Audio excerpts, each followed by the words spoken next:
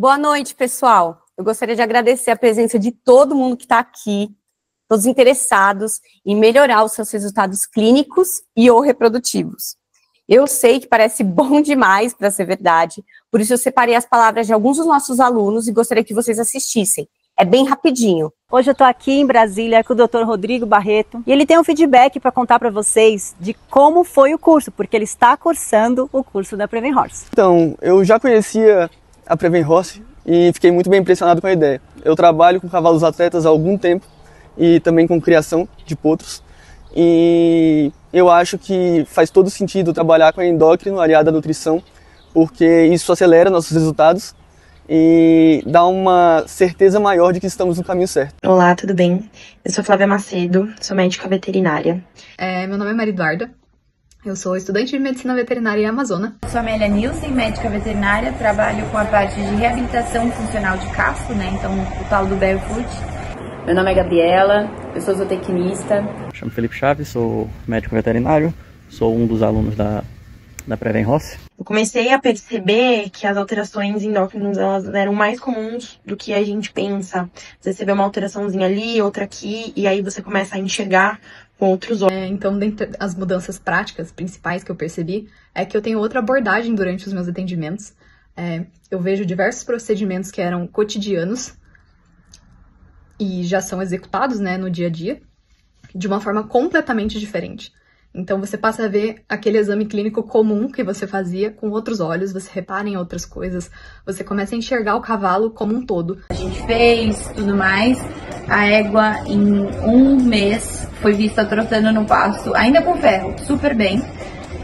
E hoje em dia ela tá por aí, saltando provas de 1,20 e hoje em dia eu já consegui tirar o ferro dela, mas eu não teria conseguido esse resultado sem mexer na parte endócrina. Então, para ter a segurança no meu trabalho, eu preciso do trabalho dela. E isso de sair dessa bolha e aprender a olhar com os outros olhos, para mim foi, assim, o essencial.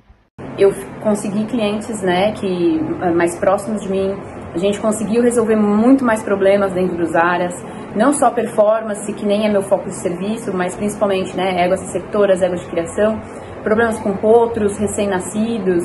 E aí quando você abre o olho para todo aquele mundo, né, elas falam muito da imersão na endocrinologia e isso é real. Realmente a sua percepção muda, o mundo muda e os problemas começam a ser resolvidos. A mudança que eu estou tendo hoje no olhar clínico do atendimento, né? Já saí daquela, como é que eu posso dizer, não daquelas abas de juventude nos olhos, mas daquela visão mais restrita de que não existe problemas endócrinos em cavalo, né? Que são mais difíceis de acontecer, quando na verdade são mais... com o desenvolvimento do curso, estou percebendo que eles são mais comuns do que a gente imagina. Então isso está ajudando muito no olhar clínico, está ajudando muito também em novas formulações e recomendação de dieta, e eu que particularmente trabalho com suplementação animal também, ajudou muito também nesse quesito, né, de ter um direcionamento melhor do que a gente pode fazer nos cavalos ou não, né? E além disso, é um serviço adicional que você consegue incluir no seu atendimento, né? Você oferece para o seu cliente. Falei para vocês que ia ser rápido. Bom, hoje teremos nossa segunda aula da jornada Preven Horse. A gente teve na segunda-feira a primeira aula com a Sofia, né, que já trouxe muito conteúdo para todos vocês. E, resumidamente, a Sofia falou sobre o cavalo roxo. E nunca ouviu falar do cavalo roxo? Pois bem, ele é muito mais comum do que você pensa. É aquele cavalo, gente, que tem vários sinais de alteração endócrina, mas ninguém percebe. E temos tantos exemplos que a Sô trouxe na aula dela, como o Udi, o Balu, o Alegria. O Alegria, inclusive, é o cavalo da Sofia. E ele saiu de uma condição totalmente precária de saúde e desempenho em pista, quando ele foi adquirido, para um animal hoje que esbanja a saúde e é extremamente colaborativo nos treinos e nas competições. Então, eu aconselho, quem não conseguiu assistir a aula da Sô, volta lá, assiste a aula dela, toma nota de todas as dicas e sinais que ela comentou para você começar a identificar quem são os seus cavalos roxos. Isso também vai ajudar vocês a absorver melhor o conteúdo de hoje e de amanhã, da Fernanda. Mas assim, não precisa ir lá agora, né? As aulas estão gravadas, vão ficar aí uma semana gravadas, então faz isso quando acabar aqui. Então vamos ao nosso conteúdo de hoje. já peguem aí seu papel, caneta, né, celular, enfim, o que vocês tiverem para anotar, porque eu tenho muita informação para passar para vocês hoje. Muita mesmo. Tudo que a gente vai falar agora vai fazer você melhorar ainda mais os seus resultados, seja na clínica, na reprodução, em qualquer área do atendimento de equídeos.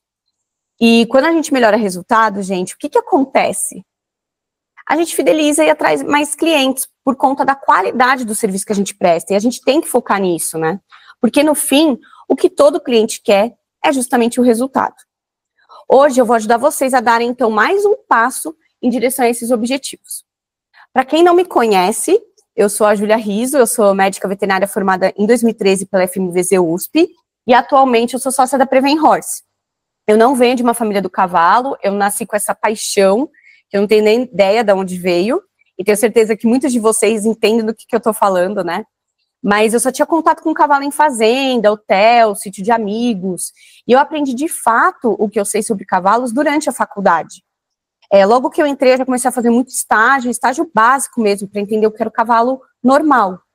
Depois, eu fiz 2 iniciações científicas com o professor Alexandre Gobesso, que é professor da USP e referência em nutrição equina.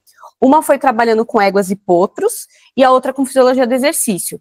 E até me deram muita oportunidade de sair para fora do Brasil, levando esses trabalhos, tá?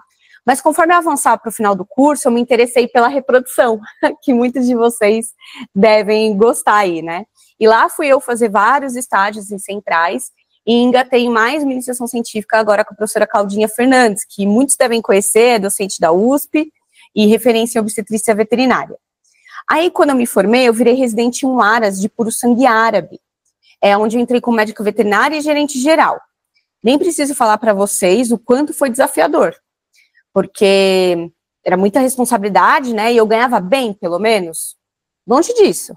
Eu fiquei 1 ano lá, e depois eu fui para outro Aras de puro sangue árabe, mas também tinha manga larga paulista nesse lugar, e apenas como médica veterinária, ganhando melhor, mas, gente, com muito mais responsabilidade. Eu tinha 700 cavalos sob os meus cuidados. Assim, nem eu acredito, às vezes, nisso, sabe? Eu era 24 horas, 6 dias por semana, e uma rotina muito, muito intensa. E lá eu vi de tudo que vocês possam imaginar, tudo mesmo. Eu aprendi demais, mas teve muita coisa que eu não tinha resultado, e eu ficava me perguntando por quê. Que assim, mesmo recém-formada, eu estava ali com 2 anos e meio de formada, eu aplicava tudo que eu sabia, eu estudava muito, frequentava vários eventos técnicos, né, e perguntava para os colegas, e mesmo assim, muita coisa eu sentia que não tinha resposta.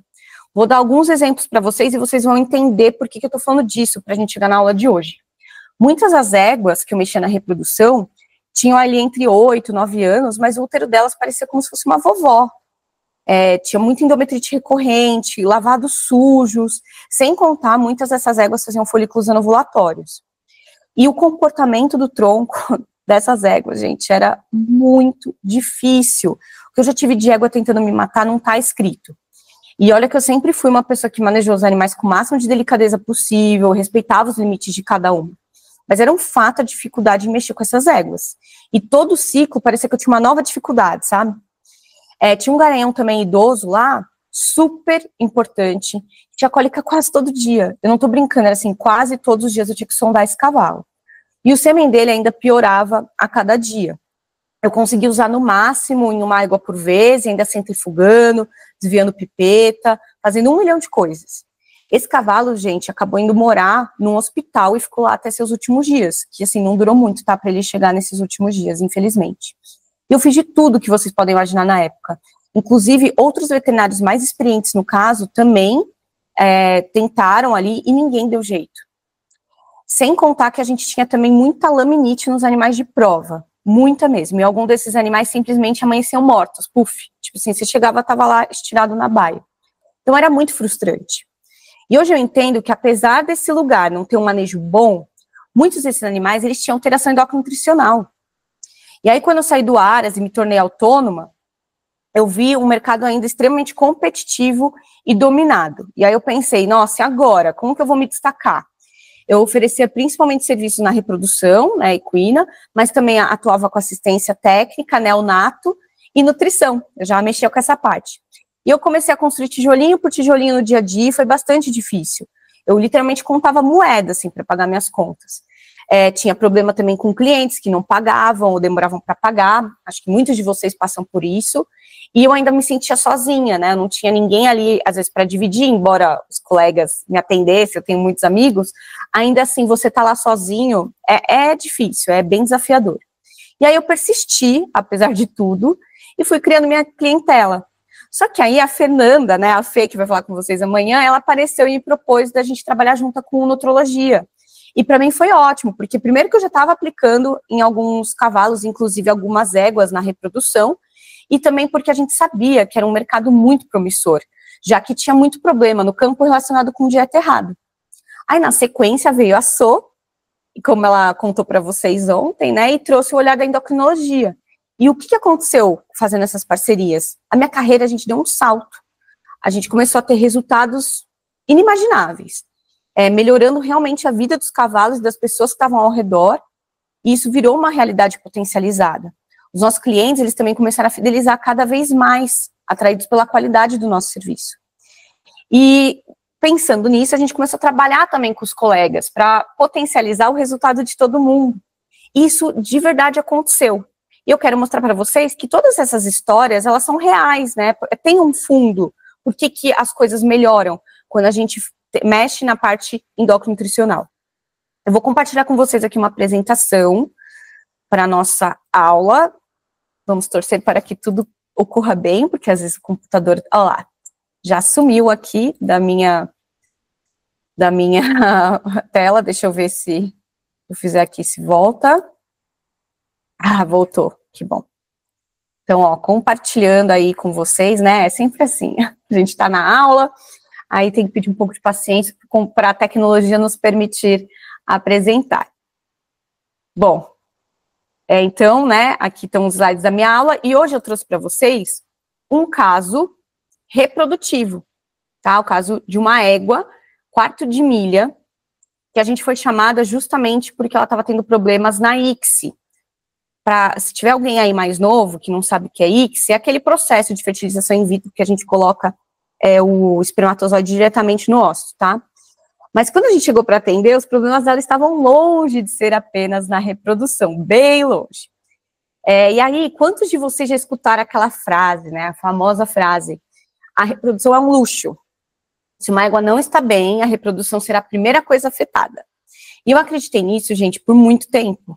Mas a prática tem me mostrado que os animais que têm alteração de fertilidade, eles são cavalos roxos. E não é roxo há pouco tempo, é há muito tempo.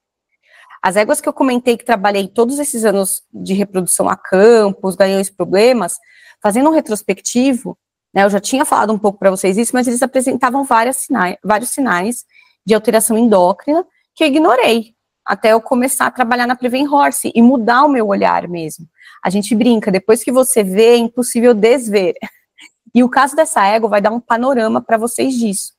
Como eu comentei antes, essa égua, a gente foi chamada por conta da infertilidade dela na ICSI, né?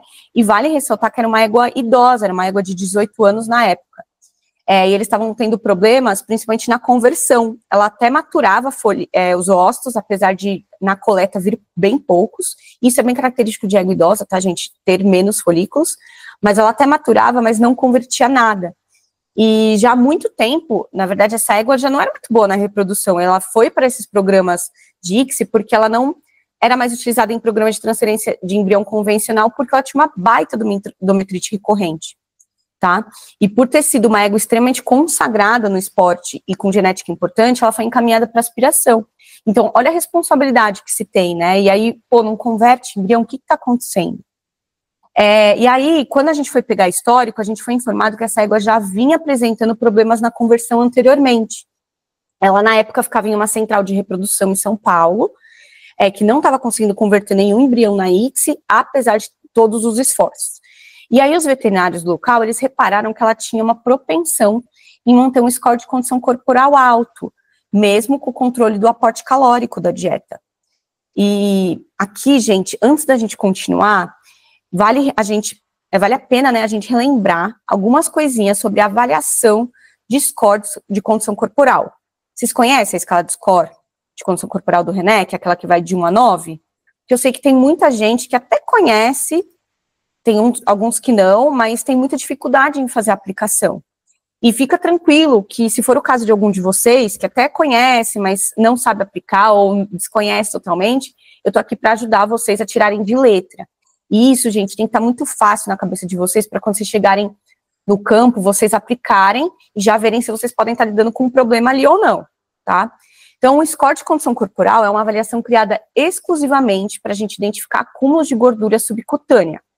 Apenas isso. A gente não avalia musculatura, nem conformação, nem outras coisas. Então, a gente só avalia deposição de gordura em regiões específicas do corpo. E aí, vale a pena a gente entender quais são essas regiões que a gente vai ter acúmulo de gordura. Então, é aqui, ó, crista do pescoço, região de cernelha, lombo, base da cauda, região de costelas e também região ali atrás do ombro. Alguém aqui me escutou falando barriga? Não. Por que eu tô trazendo essa linfática nessa questão da barriga? Porque tem muita gente que olha aquela égua, aquele cavalo pançudo, e fala, tá gordo.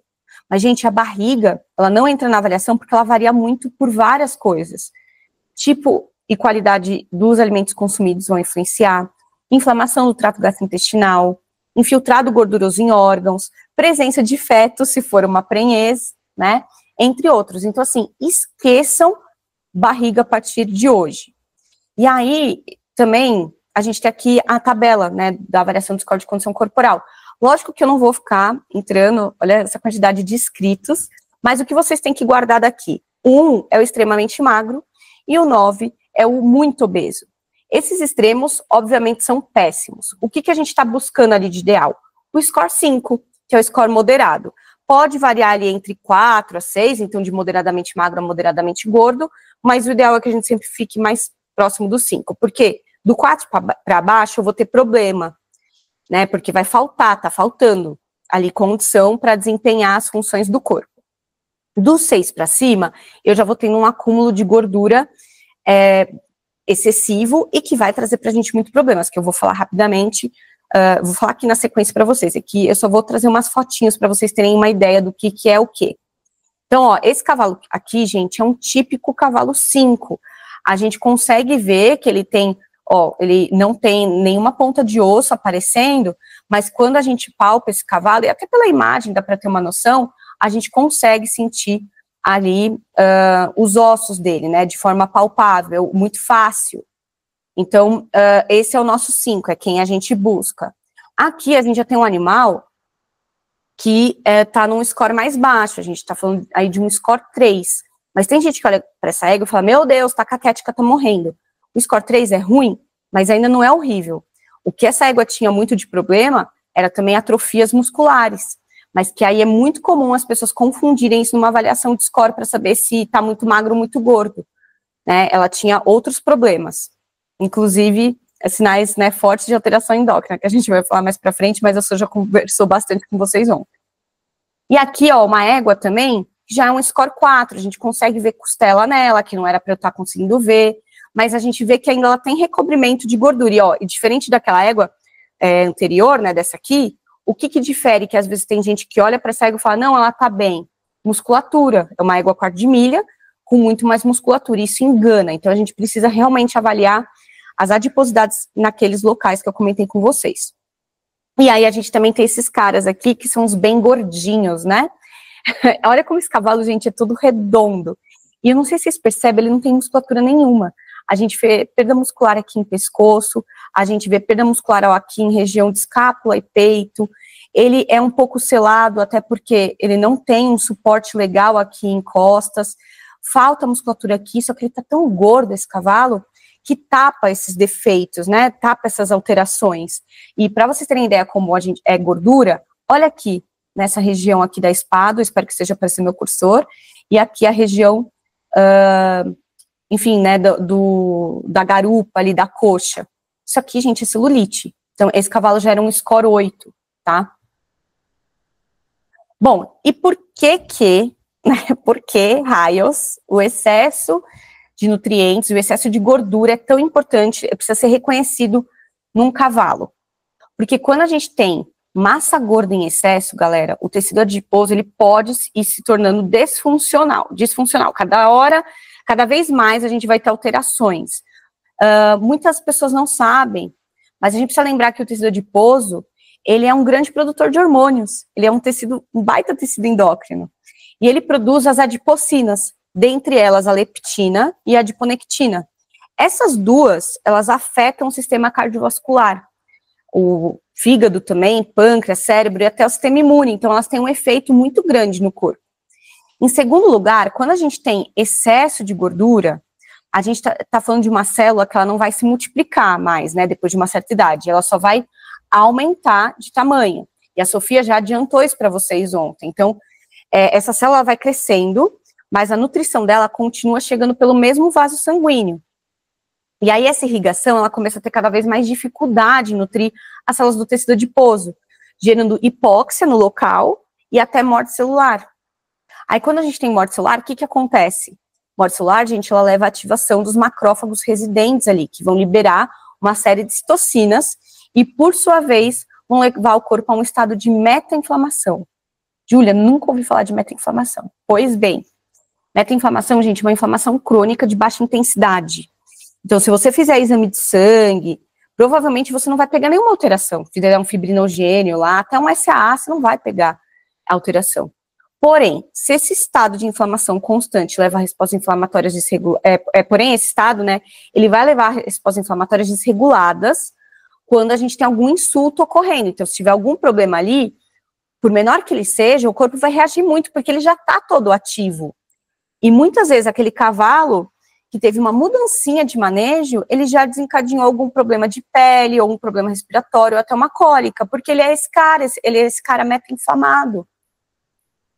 Também, esse cavalo aí, é o cara que ele não consegue fazer uma resposta imunodeficiente. Então, apesar dele estar sempre lá fazendo umas coisas exacerbadas, não resolve o problema, sabe? Então, também pode ser aquela égua, se a gente passar para a reprodução, que ela faz uma reação inflamatória exacerbada após ser coberta. Olha que loucura. Enfim, né, tem muitas coisas aí, e que ainda falta bastante estudo, tá, gente? Ainda por cima, essa situação, ela favorece também a resistência periférica dos tecidos ao hormônio insulina, que vocês já tiveram um pouco das consequências disso na aula da Sofia. Tá? Então, vocês estão vendo como é importante a gente avaliar se um animal está acima do peso? E outra coisa também, atualmente, tem uma das regiões, que eu já botei aí no slide para vocês, uma das regiões que era avaliada no score de condição corporal, que a gente separa na avaliação, que é o acúmulo de gordura em crista do pescoço. Por quê, né? Carter e colaboradores, aí em 2009, eles observaram que tinha uma relação do acúmulo de gordura nessa região com a presença de desregulação da insulina nos equinos. Então, não necessariamente o score de Crashneck, ele acompanha o score de condição corporal, né? A gente chama Crashneck, que é o termo em inglês. O pessoal, tem gente que não gosta muito da tradução crista do pescoço, mas enfim. Quando a gente fala Crashneck ou crista do pescoço, é essa região, tá? E para vocês terem noção como não acompanha, já teve casos que a gente pegou animais magros, assim, magros eu digo 4 ou menos, né? Mas que apresentavam Crashneck 2. Então, como que a gente vai fazer essa avaliação do score de Crashneck? Vocês estão vendo que ele vai de 0 a 5. O 0 é realmente não ter gordura nenhuma ali na crista do pescoço. O 1, você já começa a ver um, assim, filetinho de gordura, bem pouquinho. O 2 já fica mais evidente isso. O 3 eu já brinco que começa a virar aquela capa da picanha ali, né? O 4, gente, já começa a tombar de tanta gordura que tem ali. E o 5 é tanta gordura que já está tombado, nem consegue mais ficar por algum momento centralizado. E aí é importante vocês verem isso. Eu trouxe algumas fotinhos para vocês terem noção. Então aqui, ó, a gente tem uma égua, vocês estão vendo aqui, ó, dá para ver certinho aqui o fim do músculo dela e o começo da gordura.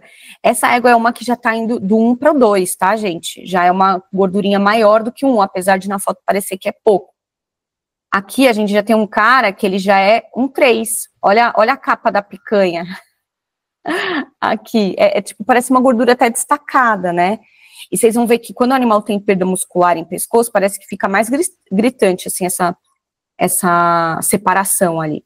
E aqui a gente tem um pônei, coitado, isso aqui é um score 4, não sei se vocês conseguem ver, a musculatura desse pônei, gente, ela acaba mais ou menos aqui, ó.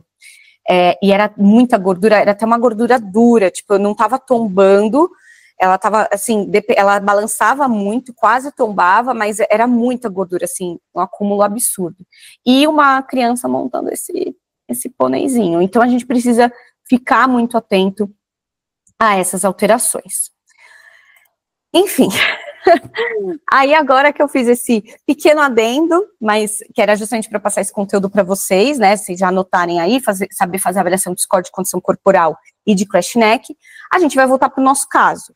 Então, a preocupação que o pessoal tinha da égua apresentar um fenótipo easy keeper, que é aquele animal que come pouco e aproveita muito, se mostrou real quando os veterinários da reprodução realizaram os exames hormonais dela.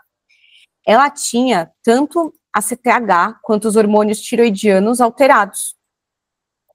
E a gente sabe que as alterações de tireoide, gente, nos equinos, elas não são primárias na maioria dos casos, é muito raro ser primário. A grande maioria é secundária a alterações em outros hormônios, como a própria insulina, que a gente comentou bastante na aula de segunda, e o ACTH, que eles dosaram aqui. Essa égua, então, ela foi encaminhada para tratamento com levotiroxina, de forma temporária, tá? E cabergolina de forma contínua, por conta ali do ACTH alto. Ela voltou a converter em embrião e melhorou um pouco também de aparência física. Contudo, após um tempo, e isso assim, não foi tão curto tempo, foi coisa assim de quase um ano, ela voltou a apresentar problema. E na reavaliação hormonal, eles identificaram uma baita desregulação da insulina. Assim, era bem importante mesmo, está muito alto. E aí foi quando a proprietária, ela mudou a égua por questões mais de logística mesmo, para um aras mais próximo dela. E acabou interrompendo também o tratamento com cabergolina e no chamu. Então, aqui só relembrando que ela chegou a dar embrião por um tempo, mas depois parou, tá? E aí, na nossa avaliação, algumas informações no histórico da égua já chamaram a atenção. Lógico que ela já tinha essa questão de ter sido diagnosticada com uma alteração endócrino-nutricional. Mas muitas das informações que a gente teve não estavam ligadas necessariamente à reprodução. A égua, gente, ela tinha histórico de sensibilidade em casco, após casqueamento, então, né, aquela famosa sola rasa, que a Sofia comentou, sempre tinha problema de pele e quadros recorrentes de babesiose. Assim, a dona já tinha perdido a conta de quantas vezes ela tinha tratado essa égua com imisol. Além disso, ela teve quadro de hemorragia pulmonar induzida por exercício quando ela competia, tá? E a aposentadoria dessa égua, ela foi uma égua até aposentada bem tardiamente, ela aguentou muito tempo, mas a aposentadoria dela foi realizada depois que ela apresentou uma lesão bilateral de ligamentos dos membros anteriores, que é uma coisa extremamente rara, que era ainda um ligamento lá bem específico. Outro ponto que chamou a gente a atenção também foi que essa égua, ela tinha um histórico de ser estressada, sempre foi estressada a vida toda, e na baia, especificamente, ela ficava agressiva. E lembram que a Sofia comentou sobre as alterações de comportamento na aula dela segunda-feira? Então, na hora a gente já viu que o quadro era muito mais crônico do que a gente pensava. Aí, no exame clínico, o exame confirmou que a gente tinha problemas graves.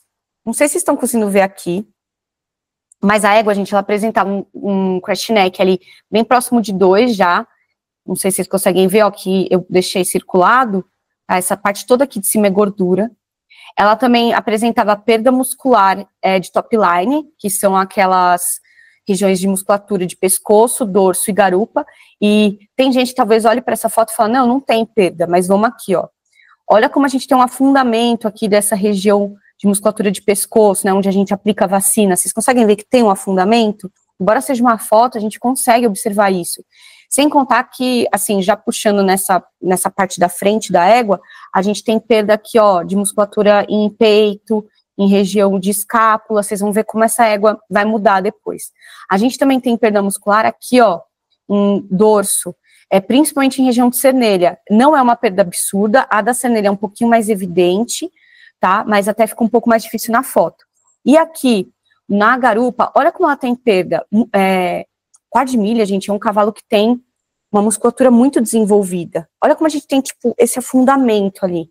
Então, a gente tinha perdas musculares bem importantes.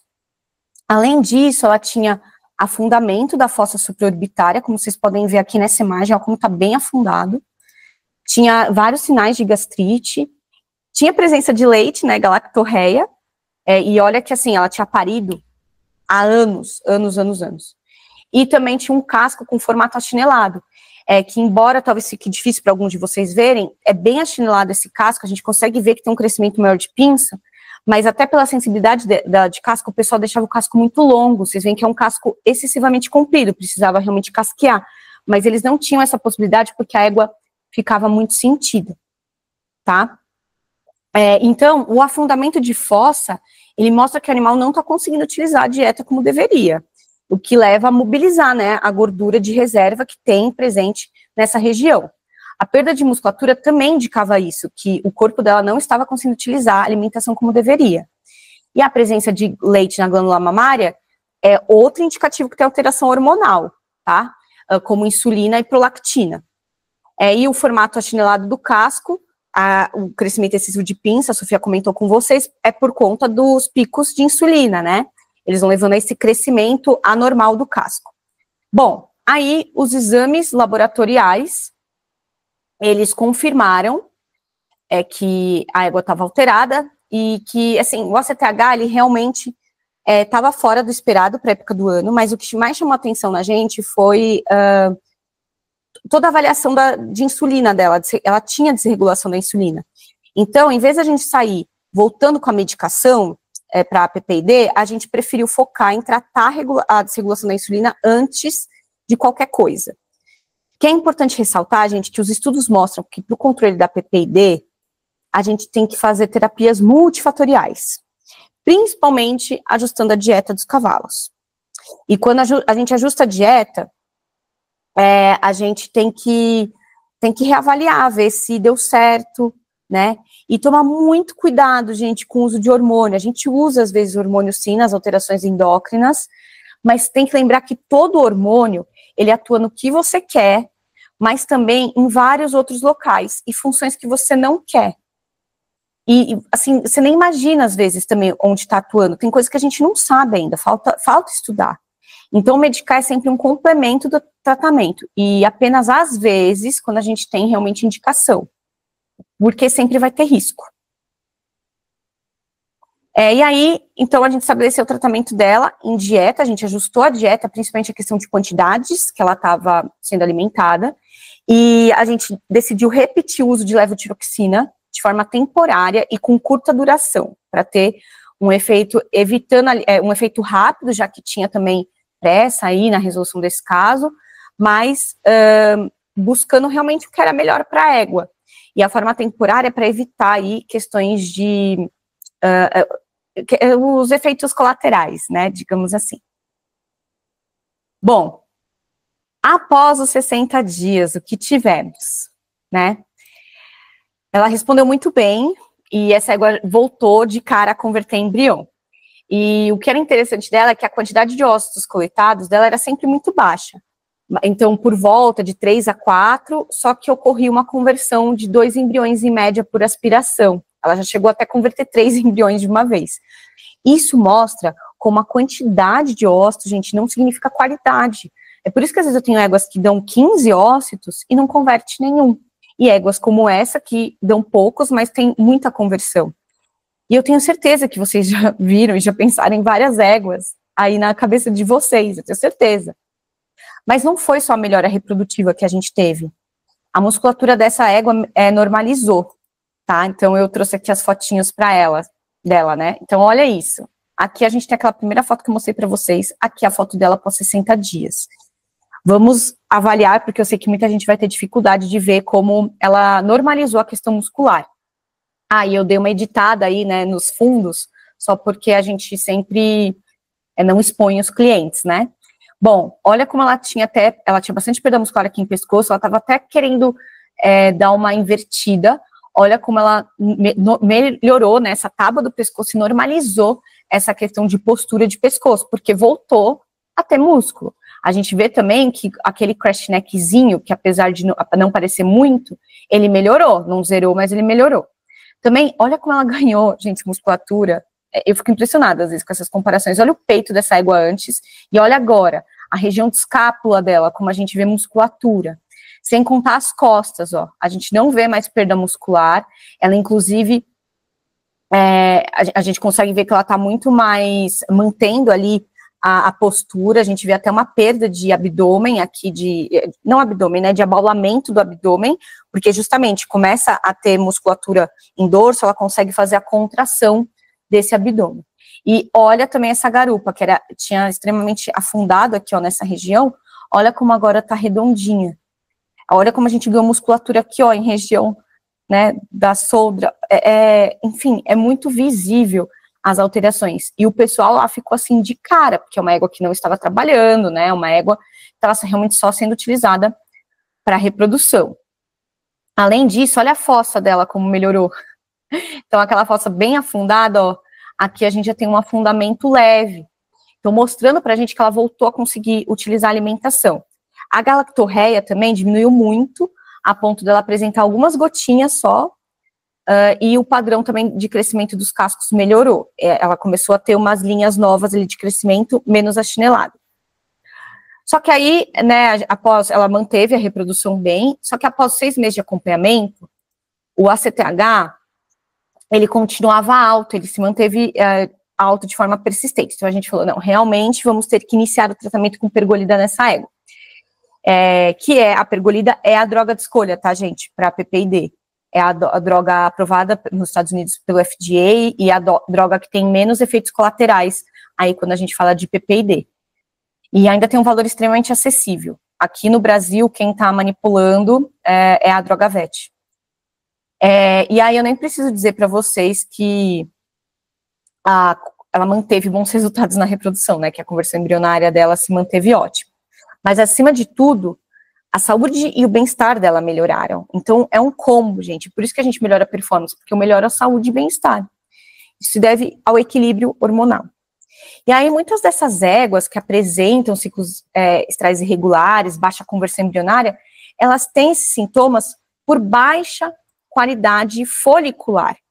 Porque as alterações endócrinas, gente, elas impactam diretamente no desenvolvimento do folículo, de várias maneiras, maneiras diretas e indiretas, né, diretas sobre os hormônios reprodutivos e indiretas também, só apenas em relação ao desenvolvimento do folículo. Porque o folículo depende de hormônios, fatores de crescimento, então ele não vai se desenvolver de forma adequada. E aí o desequilíbrio, ele leva a uma maturação deficiente, está diretamente relacionada a essas falhas ovulatórias que a gente vê tanto, além de questões de útero também, pouco edema uterino, também eu posso ter ausência de sinais de cio, então aquela égua que tem folículo e tal, mas não demonstra cio. E perda embrionária precoce, já viram também que esses animais têm mais chance de perder, né, o embrião ali naquela fase inicial. E aí, por que esse caso é de extrema importância para nós? Porque a gente precisa saber identificar, diagnosticar e tratar as alterações endócrino-nutricionais. Nós não tivemos, ou a gente teve pouca informação na faculdade sobre as alterações endócrinas nos equinos. Então, a gente não sabe identificar elas no dia a dia. Isso é natural.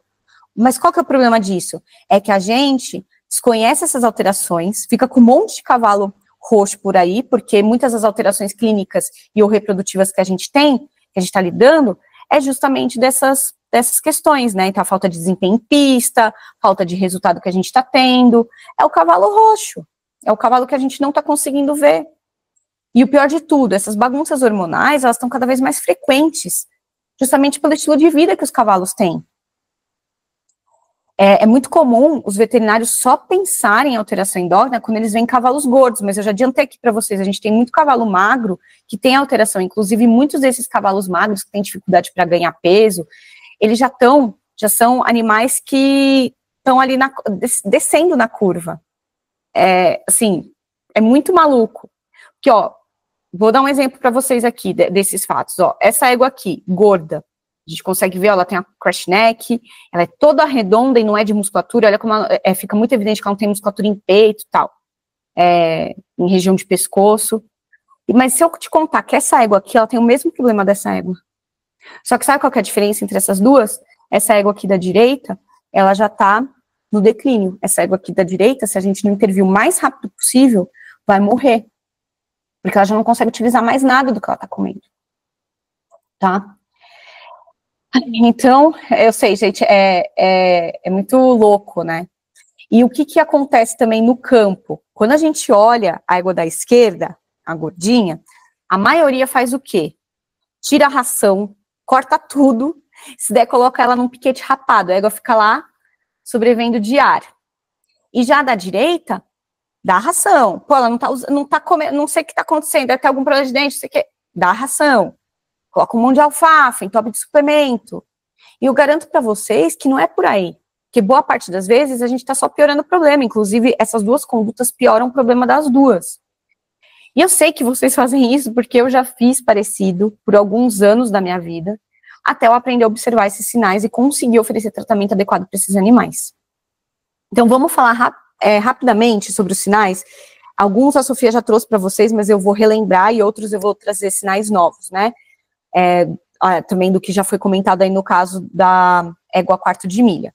Eu tenho certeza que vários de vocês vão ver os sinais e vão pensar em cavalos, tá? Então, em cavalos que vocês atendem. Então, os sinais clássicos de resistência à insulina, que a Sofia trouxe para vocês, então, afundamento da fossa supraorbitária, a questão do crash neck, isso ela trouxe na aula, adiposidade regional, e aí pode ser em vários lugares, a gente pode ter adiposidades em costela regional, úbere, prepúcio, às vezes na base da cauda ali, pior do que o normal, pelo longo também, desconforto postural, alargamento da linha branca do casco e crescimento alterado de casco. Vocês viram que essa égua do caso tinha vários, né, desses sinais aí.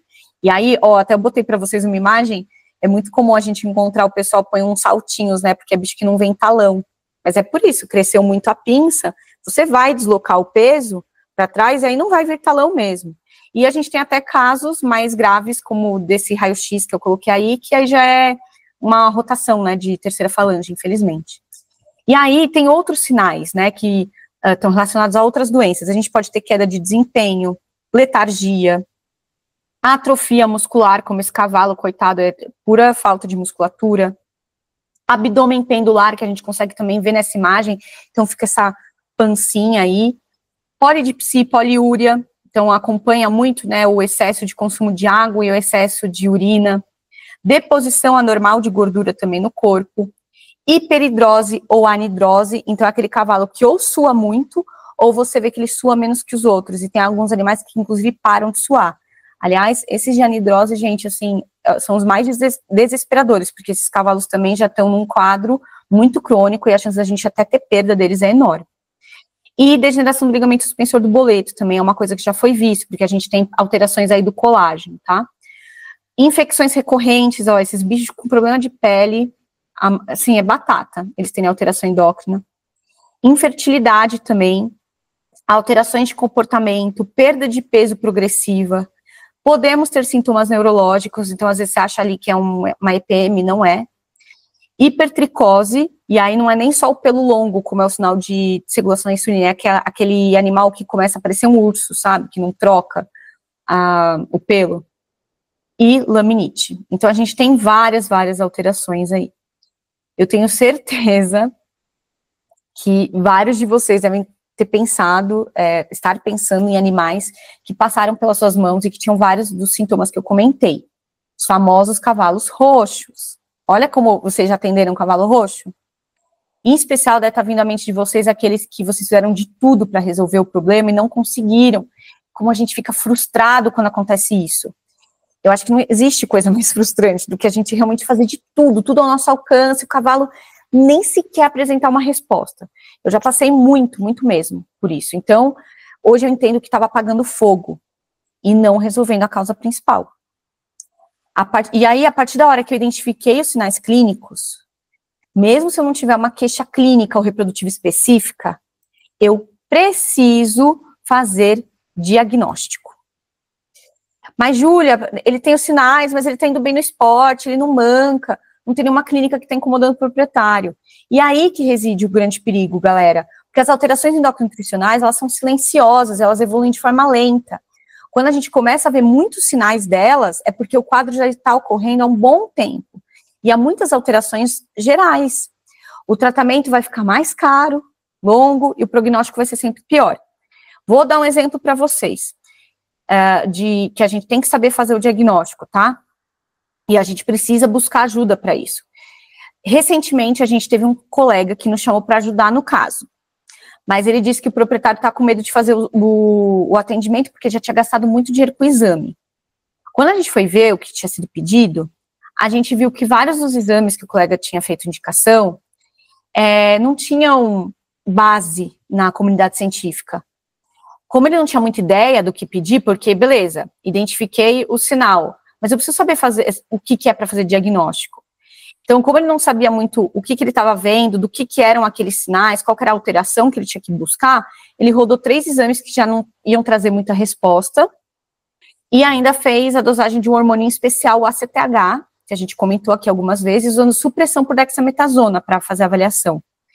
Gente, a supressão por dexametasona, além dela não ser indicada para teste em equinos, porque ela não vai avaliar a pars intermédia, que é o que usa nesse exame, ela pode ser muito perigosa, já que ela pode levar ao desenvolvimento de laminite em animais com certas alterações endócrinas. Essa história aqui vem do cachorro, então é o laboratório que recomendou para ele, porque faz em cachorro dessa forma, cão e gato, né? Então, precisa ficar muito ligado. Graças a Deus, não teve maiores problemas, mas ele ainda precisou complementar com outros exames para a gente poder ajudar. E eu entendo todas essas situações, porque eu já passei por elas. A gente tem que saber, então, qual exame vai pedir. Porque a gente tem que ter uma economia com eficiência. Eu tive, para vocês terem ideia, eu tive mais contato, né, momentos que eu passei, assim, eu já passei isso a campo, mas principalmente no meu mestrado, olha que loucura. Eu tive mais contato com essa questão hormonal no mestrado, e eu rodei vários exames que eu só fui compreender de fato o objetivo deles após escrever a minha dissertação. Então, até eu fazer lá o trabalho, né, escrever o trabalho, tudo, o projeto, eu não tinha ainda entendido de fato a aplicação disso.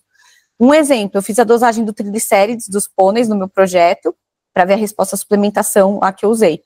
E apesar de ter consciência que eu estava avaliando o metabolismo de gorduras no corpo, eu não entendia na época da execução que aquilo ia trazer de tanta informação assim. Por que é tão relevante? Aí, quando eu li mais artigos para discutir os achados, eu percebi que o triglicérides era um dos pilares na avaliação de resistência periférica à insulina. Então, é por isso que a gente precisa entender e focar o dinheiro do nosso cliente. E mesmo assim, eu acho muito complicado, tá? Aplicar todo esse conhecimento no campo. E eu entendo a preocupação de vocês, porque tem essa questão orçamentária, tem a questão também de padronização das técnicas dos laboratórios, e até o manejo que precisa fazer com os cavalos para alguns exames. E aí, cada um tem um protocolo, aí você vai ler como é que fala, na literatura, fala uma coisa. Enfim, felizmente eu consigo hoje, porque junto da Fernanda e da Sofia, a gente conseguiu estabelecer métodos para diagnosticar cada alteração de forma mais econômica possível e precisa ir a campo. Isso me permite estabelecer a terapêutica adequada e amplificar muito os meus resultados, fidelizando os nossos clientes pela qualidade do nosso serviço, tá? Então, além de saber quais os exames a serem feitos, isso vai variar conforme sua suspeita clínica, é importante compreender que, dependendo do exame, eu também não posso realizar em qualquer laboratório, que eu já tinha falado um pouco disso aqui, mas a gente vai entrar agora. Por quê? Como eu falei anteriormente, a técnica, ela precisa ser padronizada e validada para equinos. Isso foi até uma questão que eu tive muita dificuldade no mestrado. Porque, por que não pode ser nesse laboratório? Porque não usa uma técnica validada. E os exames laboratoriais, em especial os hormonais, gente, eles precisam ser coletados em momentos específicos, acondicionados de forma adequada, tá? E enviados para os locais com a tecnologia indicada, senão não vai valer os resultados. Tipo, não adianta ter um resultado que não é fidedigno. A gente já teve muito caso de colega que fizeram os exames hormonais em laboratórios da confiança deles, mas que não tinham a técnica indicada ou padronizada, porque quantos de vocês já pensaram em ver se a técnica utilizada nesse laboratório que vocês mandam, que seja um hemograma, está correto?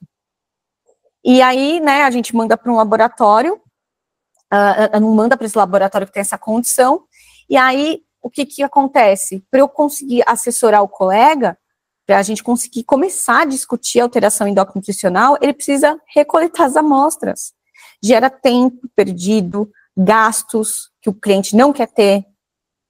E eu sei que no momento, para esses colegas que tiveram que recoletar, foi uma frustração, mas quando eles viram os resultados, eles entenderam que realmente não tinha como utilizar os exames anteriores. E isso vai ficar claro para vocês, porque assim, é umas coisas muito discrepantes. Num deu ACTH 10, no outro deu 97. Então você tem que ir no laboratório de confiança, né, o laboratório que faz a técnica. Aqui também entra uma preocupação grande com o acondicionamento das amostras, porque alguns exames são extremamente sensíveis ao calor e devem ficar congelados para a gente ter um resultado fidedigno. Exemplo, ACTH, que a gente falou várias vezes hoje, ele é um cara que qualquer coisinha degrada, aí você acha que tá tudo bem, e não, você só não condicionou a amostra direito. Então aquela coisa de deixar a amostrinha numa caixa de isopor, com um gelinho só, dentro do carro, e um dia de 30 graus, não pode acontecer, porque acaba com o teu trabalho. A gente também já teve muito desses casos. Ai, galera, enfim, né, eu sei que é muita coisa, infelizmente o nosso tempo é limitado, e eu fiz o possível para passar para vocês, assim, o máximo dentro desse tempo. E pela minha experiência, eu sei que algumas pessoas, elas podem estar interessadas em um conteúdo mais completo, mais avançado. Devem estar se perguntando se existe uma solução para tudo que a gente foi falado, né, até agora, e sim, existe. Se esse é o teu caso, eu queria falar para você que a solução se chama Imersão em Endocrinologia e Nutrologia para Equídeos. E sim, nós vamos abrir inscrição para essa imersão, esse treinamento. Mas eu não quero falar sobre isso agora, porque nós vamos falar sobre isso mais para frente, na próxima aula, tá? Bom, então, hoje a gente deu mais um passo para vocês saírem na frente, na clínica, na reprodução, em qualquer área da medicina equina, e melhorar de forma consistente os seus resultados. Na primeira aula, então, na segunda, explicou para vocês sobre a doença do cavalo roxo, né, a síndrome do cavalo roxo, e como as alterações nutricionais, elas podem influenciar em todo o corpo do cavalo, trouxe ali vários exemplos. Na aula de hoje, a gente conversou sobre o caso da égua idosa com problemas de fertilidade, relembramos como que realiza a avaliação do score de condição corporal e do Crashneck, vimos mais sinais clínicos de alteração endócrina, e a gente conversou também sobre a importância do diagnóstico preciso para estabelecer a terapêutica adequada. Nossa, quanta coisa em 2 dias, e acho que vocês nem devem estar mais aguentando me ouvir falar, né? Eu imagino como está a cabeça de vocês, porque é normal quando a gente fala essas coisas, a cabeça, nossa, quase pifar de tanta informação. E amanhã, galera, tem muito mais. A Fernanda vai falar com vocês sobre o mercado equestre, então como se inserir no ramo, abordar clientes, dúvidas e muito mais. E olha, quem me dera ter tido acesso a esse conteúdo antes, quando eu estava ali recém-formada, como eu falei para vocês. Então não percam por nada, nada mesmo. Se você não viu a aula da Sofia, aconselho você a assistir, anotar tudo a aula dela, dessa aula aqui também, revisar os conteúdos. Eu tenho certeza que vocês não vão se arrepender. E amanhã vai ser melhor ainda. Eu quero que vocês contem pra gente também o que vocês estão achando. Quem não mandou aqui no chat, pode mandar pra gente no Instagram, tá? Pode mandar e-mail, enfim, qualquer canal, a gente tá super aberta. Mas mandem a dúvida e façam parte da nossa comunidade. Lá é um lugar justamente pra gente ter essa troca. E eu queria agradecer muito, muito, muito a todos que vieram para essa aula e ficaram até o final. Foi um prazer estar com todos vocês. E aí sigam a gente aqui no YouTube, lá no Insta também.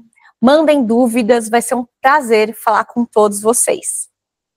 Desejo uma boa noite a todos e até a próxima.